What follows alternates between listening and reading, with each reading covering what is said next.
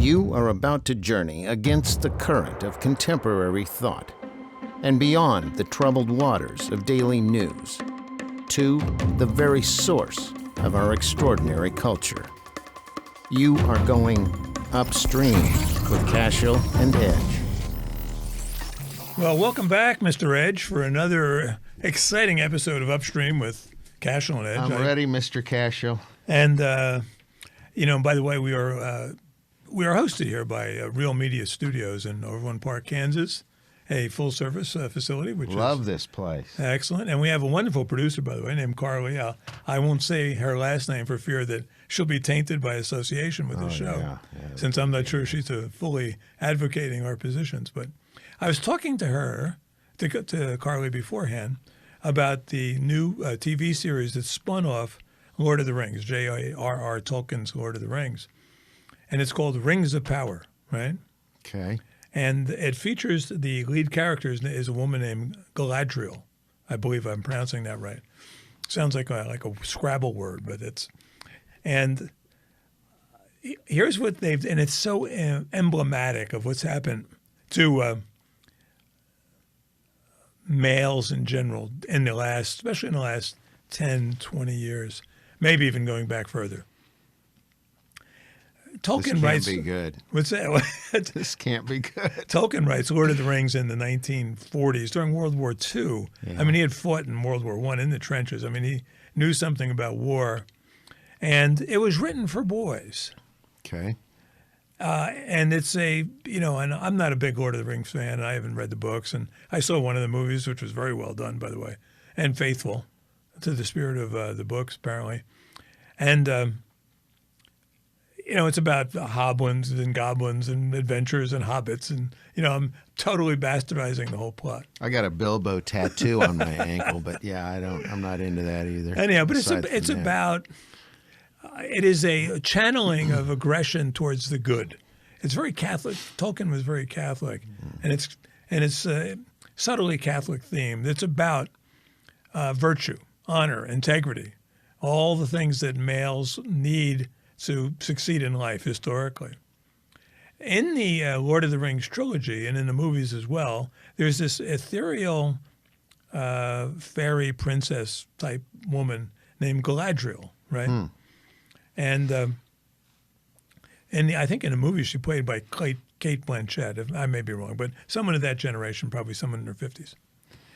And the new TV reboot, which is very expensively done, and they had to, buy into the rights from the Tolkien estate. Galadriel is a warrior princess, right? Clad in body armor, wielding swords, and the males are relegated to subordinate positions. And when I saw that, I haven't watched the show. I just saw the previews. Excuse me for not having watched it because I know it's going to be bad. It's just going to irritate me. Because that's happening to almost everything now. Yeah, it is. Coming out of Hollywood. And not just out of Hollywood, but out of everywhere in the world except for professional sports, which is perhaps the last redoubt of masculine virtue. What do you think? Why is this happening, Loy? Tell me, you're a savant.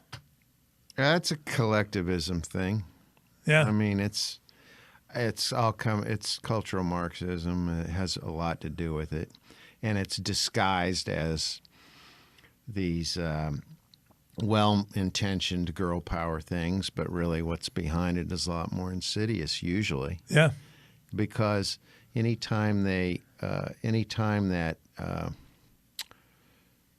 authoritarian hand comes in and changes the rules and decides they're going to play with the gender roles, every gain they make on one end is going to create damage on another end. And at best, it's zero sum. At best, it's zero sum, and these are zero sum thinkers. Right. These are the thing about masculinity is it's a threat to these people. Yeah. Because masculinity is about risk taking. Right. And risk taking is minimized. It's not allowed. It's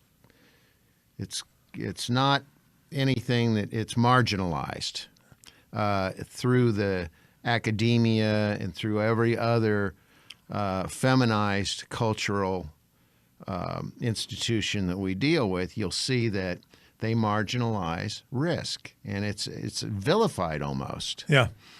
And you can look at a million different ways that ramifications, the over helmeting and the pads and to ride a bicycle and all of this. And I don't mean when I call it feminization, I'm not being misogynistic. I'm saying in the feminist term, right. Feminization, the feminization of our schools, the feminization of every other institution. Right, and it's gotten so bad that the American Psychology Association recently came out with a new set of guidelines in which they defined not toxic masculinity, but traditional masculinity. That is a masculinity that puts virtue on, bravery, courage, stoicism, as harmful, right?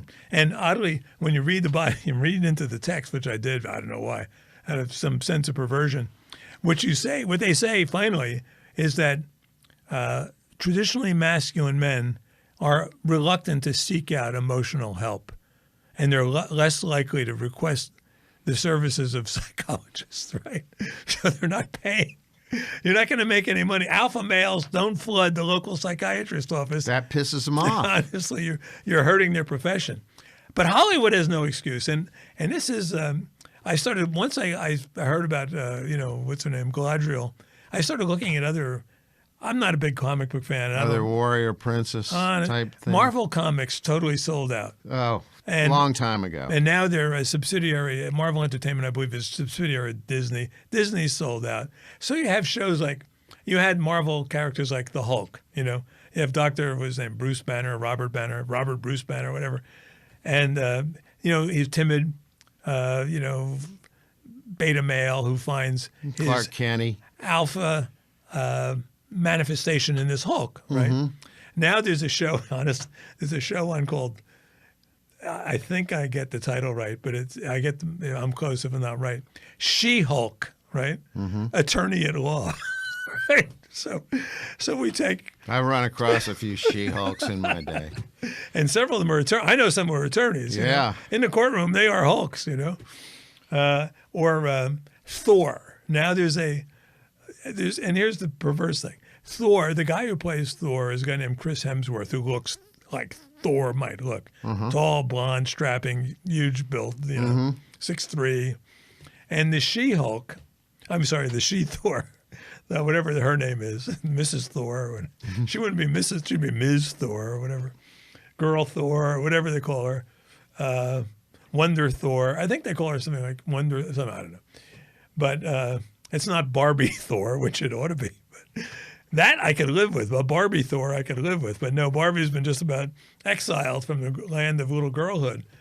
The Thor lady is played by Natalie Portman, who's rightly described as petite, right? So now you see these movies in which you're supposed to envision the 5'2", 110-pound Natalie Portman wielding a big thunder axe, and it makes no sense at all at any level. This is all part of the magical thinking thing that they try. That they want everybody to be godless, basically. Right. Yeah. Because this is cultural Marxism. Sure. So you got to replace that magical thinking that used to be devoted to God to something else. Mm-hmm. And so everything has these supernatural fantasies attached to it. And now they want to fill women, little girls, with this. Yes. And where I think what we should do is come up with superheroes who are really like the Hulk, and they find their inner selves as these beta males, and they emerge as the hero who's like a wimpy cuck, instead of trying to make girls into fighting, battling, protective Avengers. Let's just take traditional masculine males and turn them into sniveling little weasels. Well, that's what they're doing. I mean, all we have to do is watch the TV commercial to know that. And there you go. We've talked about this. It's just unfortunately, during basketball season, I end up watching TV commercials. Otherwise, I could go a whole year without watching any. And they're all the same. Yeah. And I'm to the point where I want to lead a consumer rebellion against this.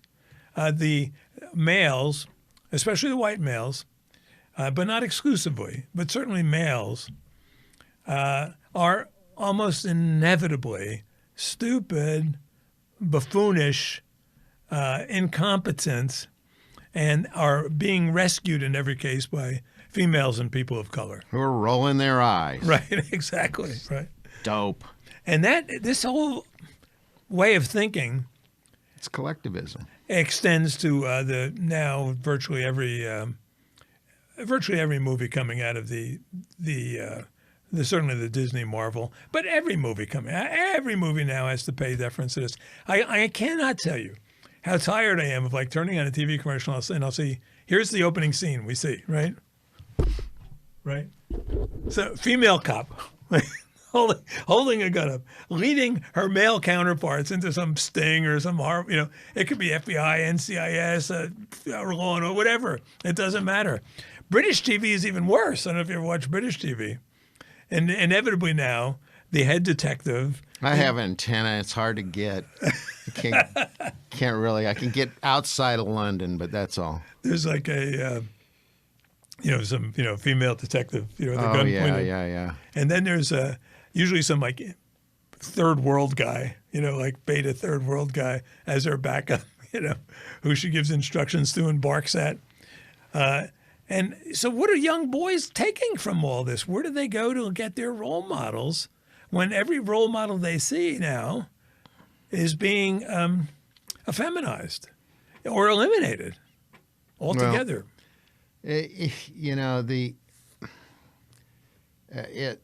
it's politically, this is a real political. This is where the political rubber meets the road. They are really having a lot of success. Yeah. These cultural Marxists in these areas, and they want. I have a real life example of how this has played out in business. Right. Back in the I'd say the late '80s, early '90s, I like cigars. Uh-huh. I went to a bar that was a very traditional bar. Right. And filled with males, almost always. And a few ladies would come in. Or it was a nice place, so people would bring dates in there. But I can remember walking in there one day, and I had a cigar, and I saw that there were a couple of women that I knew from school that had wandered in there. And I thought, well, I'll just go down to the far end of the bar, and I'll smoke my cigar. Right. Well, I got the look. Yeah. And I got the she complained through the bartender that guy's cigars bothered me. Okay.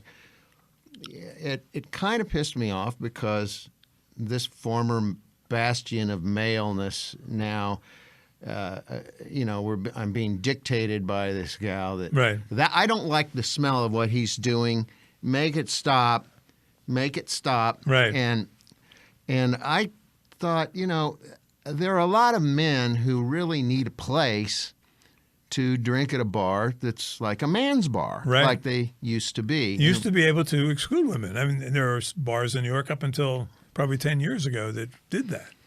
So I opened a place that was unapologetically male. Right. And cigars and cigarettes were there and manly food. And it's like you knew right away if you came in there and you were going to grouse about something that you'd be shown the door. Right, as well you ought to have been. And so the funny thing was the place hit it big. Right. It was very successful. And people said, Lloyd, no women will ever come in here because they don't like cigar smoke. And I said, I'm selling $20 glasses of scotch and $15 cigars to A-market males. They will crawl in here with their fur on. And they did. Right. I said, this is the real game. A-market females going where the A-market wallets were at the bar. I said, you can't change that with all of the feminized education and all of the new rules of what I said. This is where the rubber meets the road.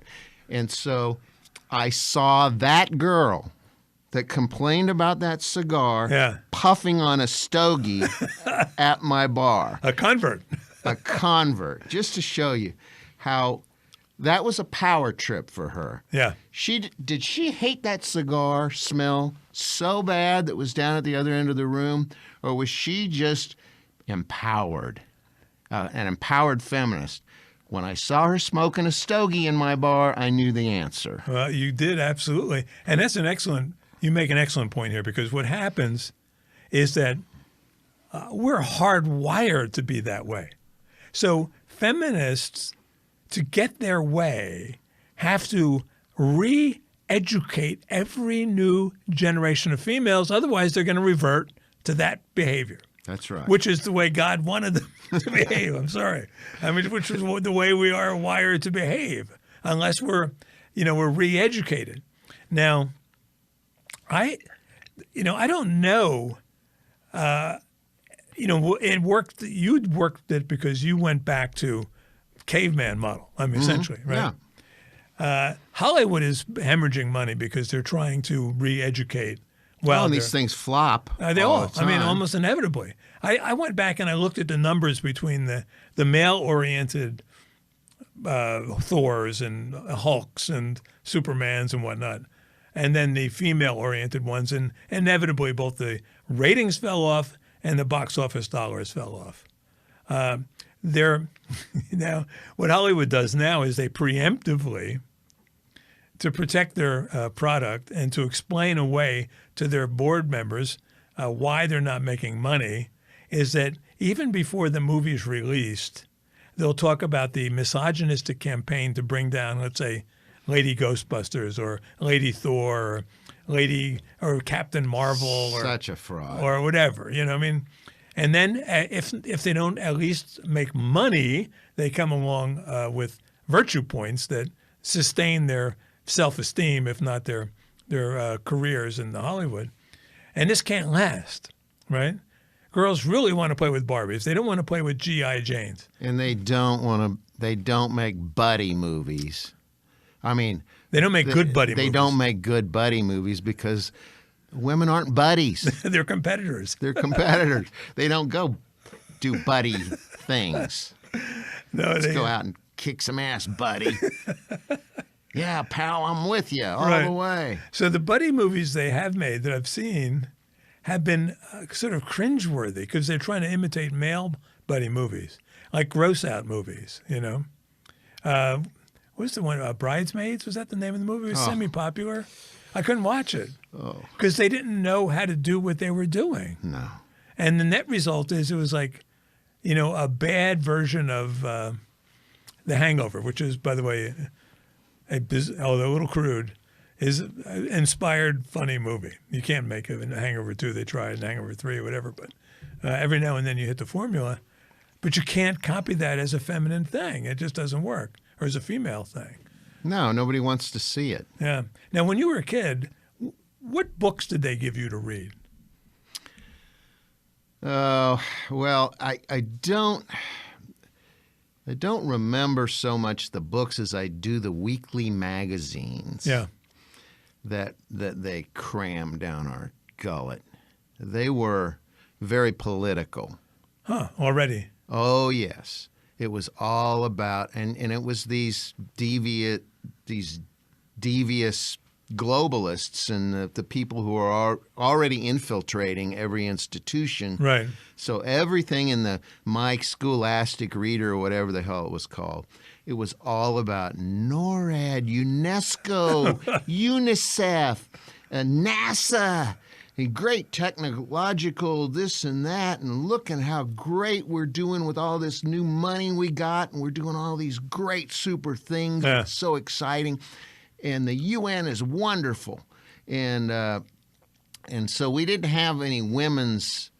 Well, you went to co-ed schools, too. I mean, this was before they started pushing the ERA and all those right, things. yeah. Because I went to a boys' high school, and I I was remember in co-ed, yeah. I remember getting my reading list before my freshman year, and I read all the books on it. I gobbled them down. They were so good, like Mutiny on the Bounty. Oh, yeah. I Men see at what you're saying. Sea, Lord of the Flies. You know, Yeah, we read that. Kon-Tiki, Annapurna, Robinson Call of the Crusoe. Wild, Robinson Crusoe, which is also a very deeply Christian book. And so what you did is in reading these books, you learned what a man does, how he behaves, how he acts, how he reacts to stress. What makes a risk to reward Right, is a huge deal Absolutely. that's completely nullified now. Right. So if you're going to climb Annapurna, or if you're going to, emulate the voyage of the Kon-Tiki, you are factoring all these things in, and what is it? Is it worth it? What is the value of what you're doing? And this is how we endeavor with business and entrepreneurial and war and everything that has now been vilified as an aggressive, toxic male, whatever, because women don't, as a rule, pursue that. It must be wrong because it's not fair, because moral relativism is where it's at, man. Yeah, and women are historically and understandably more risk adverse. Yeah. And it's a good balance. I mean, someone has to be willing to take the risk, and someone has to be willing to say, "Hey, Joe, climbing, Mount Everest on your vacation, the risk-reward ratio isn't that cool here. 4,000 people have already died on the mountain, And your fatherless children and me, we're going to be pissed. Right, exactly. So there's a balance. There's a yin and a yang. Yeah. It all kinds of works out. But now, if the male is saying, "Oh, honey, I don't want to," and I see examples of guys not doing just the most basic things to protect their families and their wives. Yes, that's the goal. Right. Things that they'll regret for the rest of their lives, And trophy culture then evolved, where everyone gets a participation trophy. Right. Has been an effect of that, because if no one's out there really aggressively competing or taking risks and taking chances, well, they're here, and we're all kind of in this. So we all participated, doggone it. Yeah, no, and it's and I do not know. I wonder today how I don't talk to too many young boys. I'm afraid to today. You Not get accused anymore. of, You get that ankle bracelet will go off. I remember I'm just going back to also thinking about neighborhoods. My nephew lived with me for a while when he was going to school and starting out, and he's a great guy, great kid. Now he's older now, but he was like the Pied Piper of the neighborhood, and all the little kids loved him. And he'd have him over to the house. I said, "Jason," I said, by the way, you know how old he was by the fact that he was named Jason. Like every other 40-year-old in America is named Jason. I said, "You can't have him in the house because one of them will rat you out, just for the heck of it, because they saw it on TV, So, and he goes, "Oh, yeah, you got a point there. Okay, so no more kids in the house." Well, the fact is that they no longer, I no longer talk. I have two granddaughters. I don't even talk to little boys, but who do they look up to? Who do they have? You're taking their heroes away. I've looked at the reading list they give these kids now in school. I looked at one, for instance, for Montgomery County, Alabama. I just came across it. Montgomery County is influential because it's right outside of Washington. It's where, a lot of the muckety mucks in D.C. live. And, it's a very affluent culture. Mm-hmm. And their school reading list, they had a dozen books on there. 8 of them were written by females. 2 of them were ostensibly gay. And the other 2 were like about fairies and anti-Christian stuff. Right? Yeah. I mean, that's it. That's what they're getting. How many kids today, when you read, like, say, Lord of the Flies, did you ever read that as a kid? Mm-hmm, of course.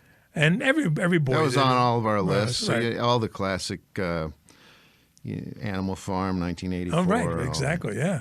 And Lord of the Flies is a great laboratory for a young boy to work out. Oh, how does he wonderful. fit into this episode here? That's basically, for those who don't know the plot, the plane crashes onto an island or whatever, and there's 30, 40 hour, 50 boys stranded there without any adult leadership. Mm-hmm.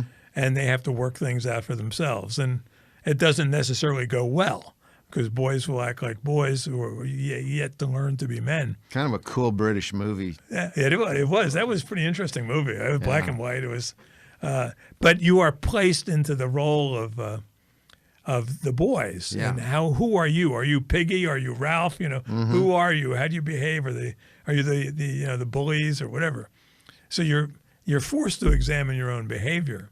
A more recent example of that is the TV show Walking Dead. Now, I don't know, you probably haven't seen it. No. It's gotten stupid and woke. It got captured by the left at some point. But the first 3 or 4 Is this seasons. a real broadcast TV? Or It was a regular TV series. Okay. It's, it's fictional. It doesn't even pretend, it's obviously fictional. It doesn't pretend to be otherwise. It's about, they make it very credible. The first few seasons are some of the best TV I've ever seen.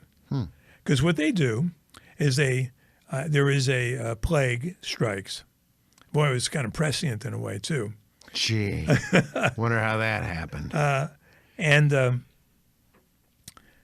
good deal of humanity dies in the plague, but they come back once they die as essentially zombies, the Walking Dead. Those who aren't infected originally, are now essentially immune from the plague, but if bitten by one of these things, they become one of them, right? So the plot line involves the clusters of humanity that are left trying to escape the onslaught of these zombies who walk collectively about, like, as Bob Hope says in a classic film clip, like Democrats. But the real, as you get into the series, you realize that the Walking Dead are really just an inconvenience. The zombies there's a major inconvenience, but they're an inconvenience. The real problem is dealing with other clusters of surviving humans. And it's a show devoid of race. I mean, it's not an issue because your cluster is your cluster. And the leading cluster, and this would be such a good opportunity for boys to evaluate how to behave when the world collapses. And it's kind of interesting because the women revert to roles that women would have played in 18th century America or whatever, before technology has equalized, the playing field, at least to a certain degree. And in one scene early in the series, the women are down by the river washing clothes, and one starts bitching about her role, and another one says, haven't you gotten the memo? The world came to an end, because they are simply at this point incapable of doing the things that have to be done to protect this. Basically, the cluster here, the ones we root for, are democratic, they're Christian, and the males who take the lead aren't necessarily the strongest ones, but the ones who are most prudent and rational and responsible. That's right. And they protect women and children, right? They take personal responsibility. That's right. Which is what they want everybody to give up now. And they make sure that the rednecks stay on board because they need the rednecks when the world breaks down. The rednecks are going to survive because they know how to survive, right? They know in the internal combustion engine, they know how to, shoot rabbits with bows and arrows, So the one redneck becomes, in a sense, everyone's pet favorite person because they need them, Right. And so their cluster, where the dominant males are the ones who are alpha, but not crazy alpha toxic, are fighting other clusters where toxicity reigns, So it's a great laboratory for boys to exercise their imaginations. How do you behave when the world comes to an end? Well, now you don't even have in most cases, maybe most cases, don't have a role model at home. No, that's where it starts, and that's a big problem. And that, of course, has been purposeful, the breakdown of Sure. marriage, because, again, if you look how they've made marriage such a really bad deal. I mean, it as a contract, right? Who in the hell in their right mind would sign that thing? Today. Okay, so the deal is I'm pretty happy right now, but I really need to go out and take a gigantic, monumental risk of my personal happiness, all of my wealth, everything I own, and my future children to enter a contract with a woman who has the full support of culture and Oprah and the U.S. government and every regulatory and the courts and everything that say, by gosh, gal, if you get up one day and say, I don't like you anymore, I'm taking half your stuff, your house, and your kids. Goodbye. Honestly, and then and by the way, I'm going to change your son into a girl, and I hope you like it. And so they're doing this to eliminate the family, because the family is just an extension of that individualism. Right. That is so threatening to this collectivist mob. Well, there's a movie I think you ought to watch, and it's called The Red Pill. Exactly to your point. Exactly to your point. And I got into the movie. I was watching a TED Talk by this very attractive young lady, and her last name is J-A-Y-E. I think her first name is Clarissa. I may be wrong, but you look up The Red Pill. And do you know where the phrase "the red pill" comes from? The Matrix, I think. The Matrix, right. And I went back and watched the critical scene in The Matrix, which is really a bit prescient, although I thought the movie was stupid. And Morpheus, the Lawrence Fishburne character, is instructing Neo, the Keanu Reeves guy, on the way the world exists, what he has to see. And he says, you were born, I don't know, it's futuristic, like about 3 years into the future now, based on the way we're going. And they're both computer hackers of some sort. And he said, you are born into slavery today. You are born into bondage. Everything around you, you are in a prison. Everything you smell, touch, and see is inside of a prison cell. I mean, it's all virtual or, not physical necessarily, but it's part of it. And he goes, I'm going to give you a chance now to deal with this world. And he has his hands out. He said, in this hand is the red pill. If you take the red pill, you will follow me down the rabbit hole and you will get to see what you are facing, right? If you take the blue pill, you can live on happily ignorant as you are right now, right? So we're in a world where, a great percentage of humanity is taking the blue pill and is content. Those who take the red pill get to see what the world is really like. Well, Miss J, and I saw her first in this TED Talk, which got me involved in the movie. And she says this, I was a feminist. I was a feminist documentarian. She had been a very minor movie star. She was the one who was always the one who gets attacked by the slasher in a movie or whatever, Mm-hmm. And she had made a couple of feminist documentaries. Then she said, I heard there was this thing called the men's movement, and I thought I'd make a documentary exposing it, right? So what she sets out to do then is, and she talks about it in the TED Talk, and then I went and watched the movie, is that she went out to interview all these guys who started the men's movement. And as she noted, and as you and I would understand, men aren't inclined to form movements because they don't like to get together and chat and whine and carry on. However, there is one cause that is powerful enough to join men together in a movement. And that is just what you were talking about, custody. Yes. When they steal your children. Yes.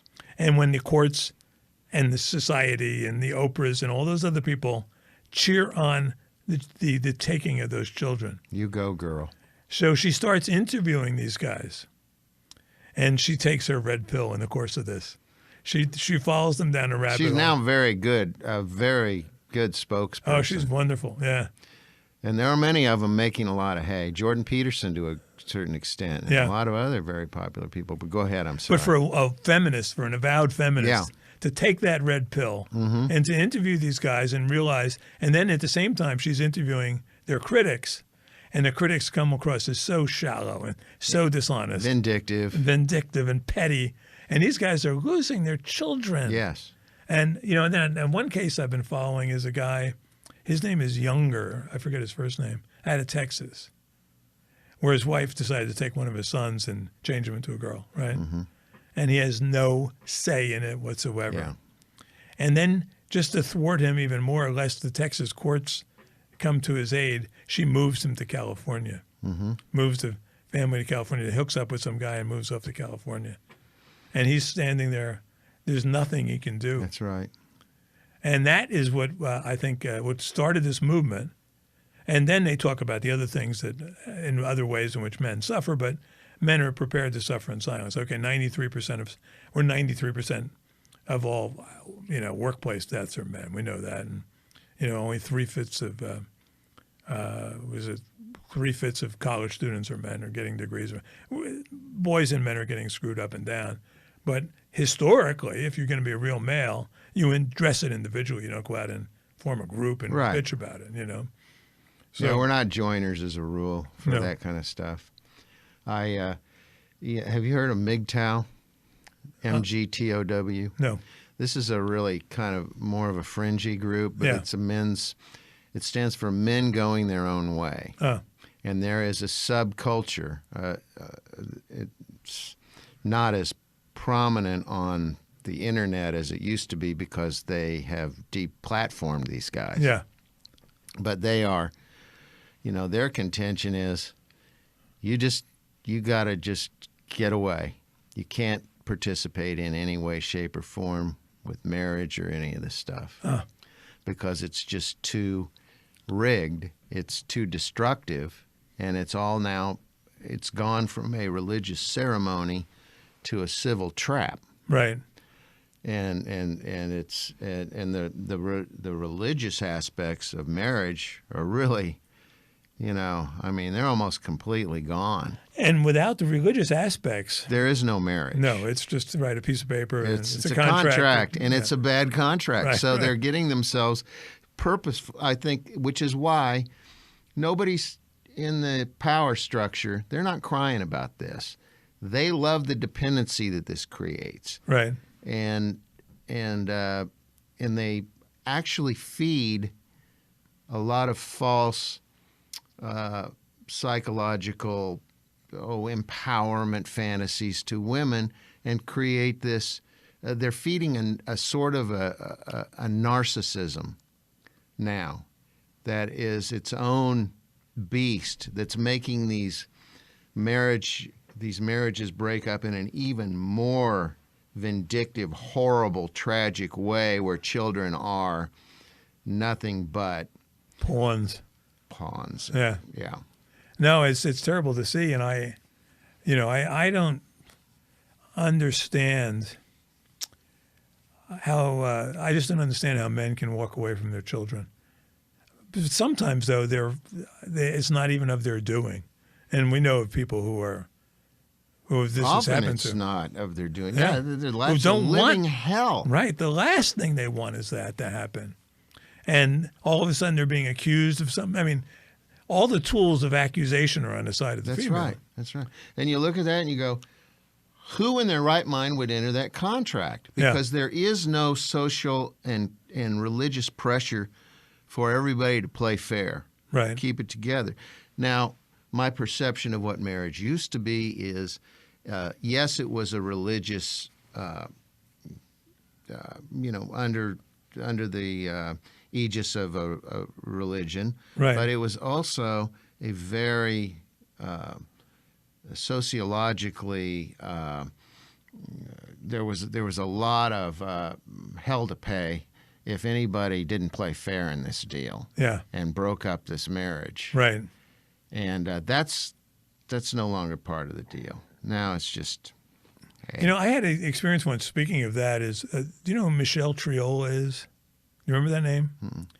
What happened is she was Lee Marvin's longtime girlfriend. Oh, yeah. That was a palimony. Palimony, yeah. What that did is that for those people who are trying to opt out of marriage and just live together, it brought the law into that relationship.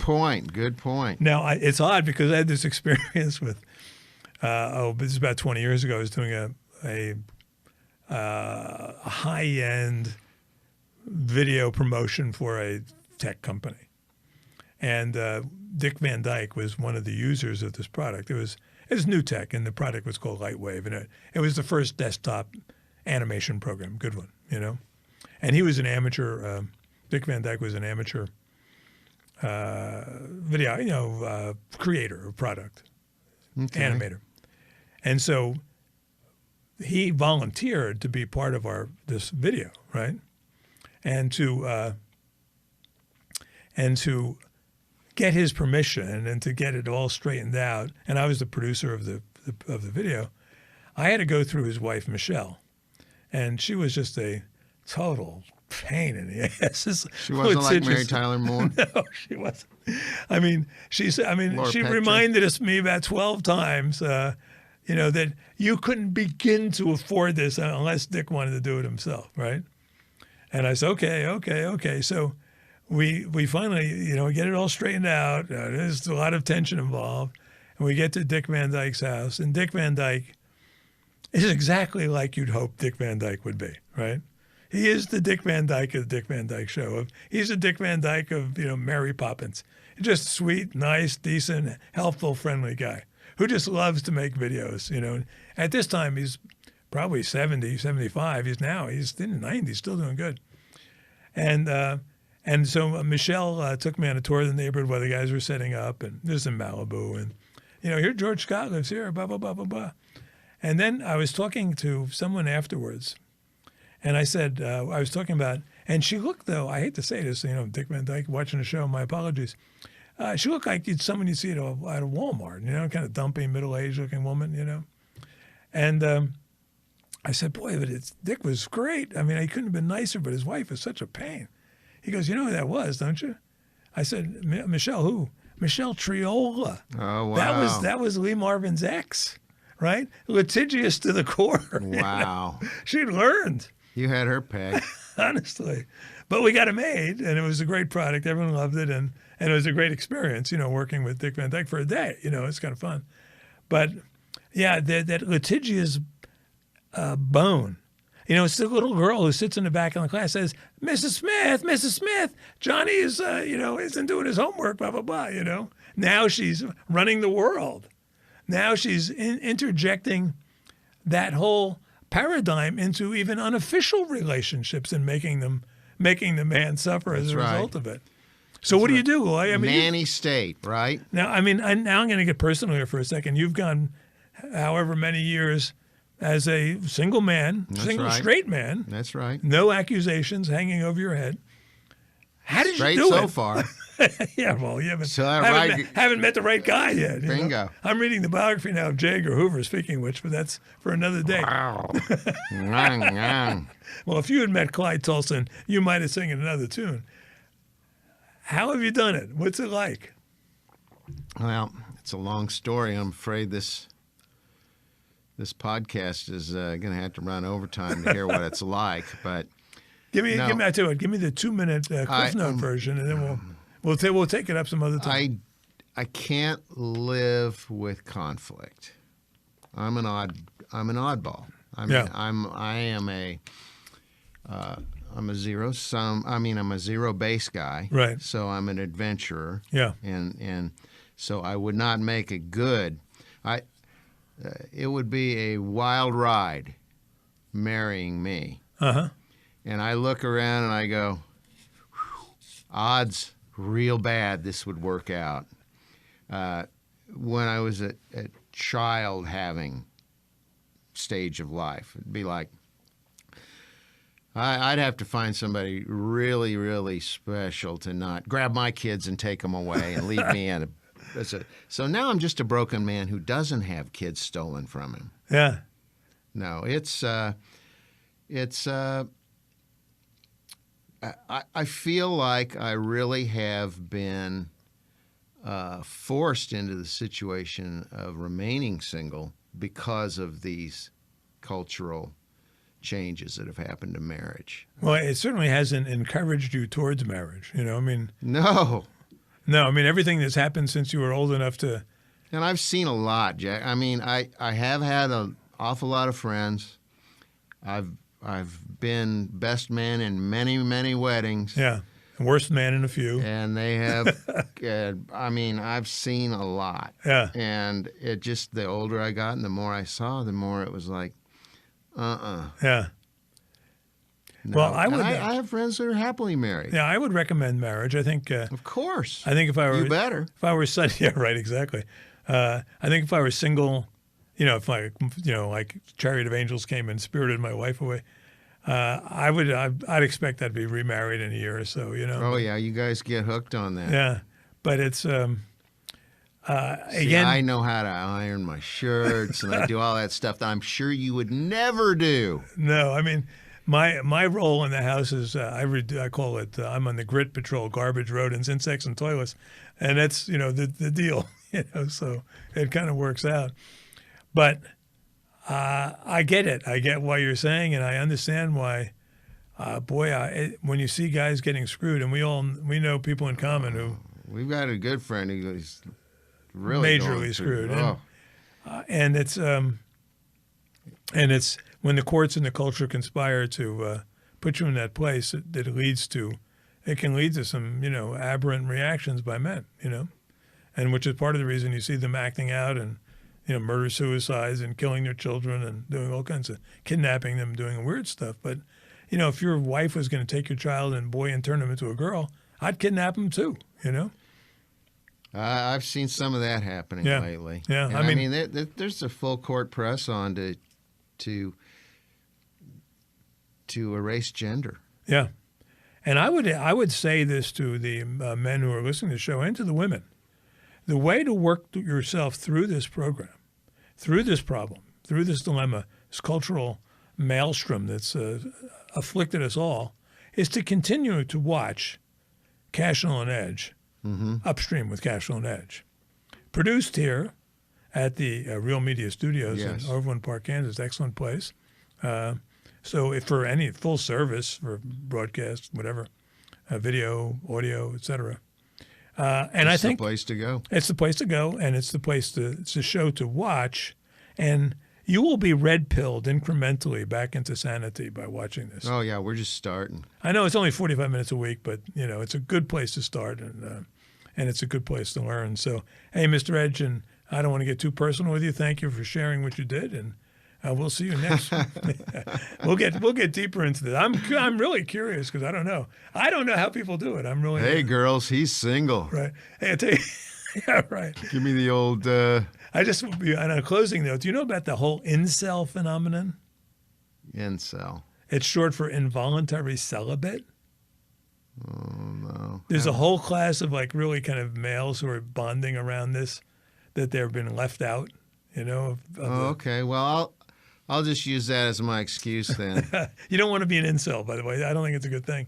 But that a male today would willingly identify himself as an incel is a testament to, I think, how far we've fallen as a sex. So, but hopefully they'll watch the show and they'll turn their lives around. So until next week, Lloyd, thanks for joining us. Thanks, Jack. See you later. Adios.